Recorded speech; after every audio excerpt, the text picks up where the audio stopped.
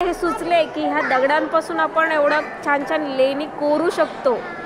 खूप कमालीचं आहे ॲक्च्युली। कसं बघा ना, एकदम पूर्ण दगड आणि त्या दगडांमध्ये असं एकदम कोरीव काम करून पाहिजे तेवढी मेहनत घेऊन ते छान लेण्या कोरल्यात ना, खूप मस्त। तुम्ही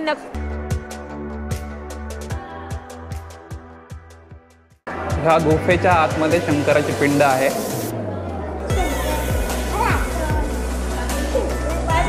ओम नमः शिवाय। ह्या केवच्या मधोमधच कैलाशनाथ मंदिर आहे।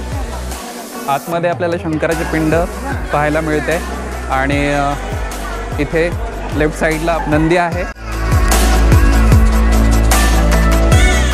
मंदिराच्या चारही बाजूने आपल्या देवदैवतांचे कोरलेले चित्र आहेत। कैलाशनाथ मंदिर वरून कसं दिसतंय ते पाहण्यासाठी मी हे डोंगर चढून मी वरती आलोय फोटो घेण्यासाठी आणि तुम्हाला व्हिडिओ मार्फत हे दृश्य पण दिसतच असेल।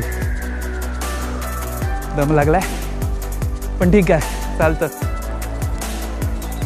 एवढी मेहनत घेऊन कोणी वरती यायचा प्रयत्न करत नाही, पण मला तुम्हाला दाखवायचं होतं कैलाशनाथ जे मंदिर आहे ते वरून कसं दिसतंय।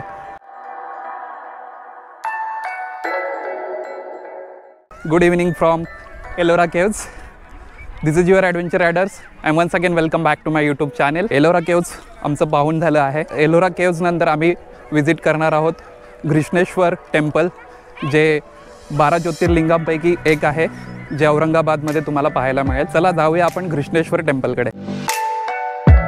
आता आम्ही पोहोचलो आहोत घृष्णेश्वर टेम्पलला, जे औरंगाबादहून अप्रॉक्सिमेटली 30 ते 35 किलोमीटरच्या दुरीवर आहे। तर आता आपण आहोत श्री घृष्णेश्वर मंदिरापाशी, जे की 12 ज्योतिर्लिंगांमध्ये एक आहे आणि हे 12वे ज्योतिर्लिंग आहे।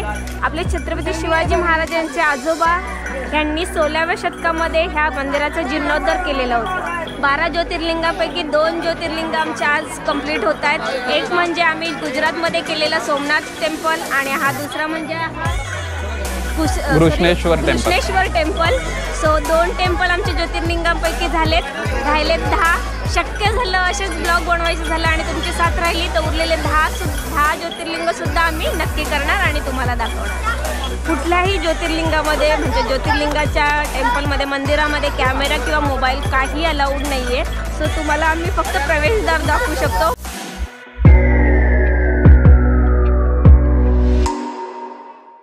करतोय व्हिडिओला इथेच एंड। पुन्हा भेटू एका नवीन इन्फॉर्मेटिव्ह आणि ट्रॅव्हलिंग ब्लॉगमध्ये। तोपर्यंत स्टे सेफ, स्टे कनेक्टेड। मी आहे नव्या मरकर। तुम्हाला जर व्हिडिओ आवडले असेल तर लाईक करा, सबस्क्राईब करा, शेअर करा। Bye bye.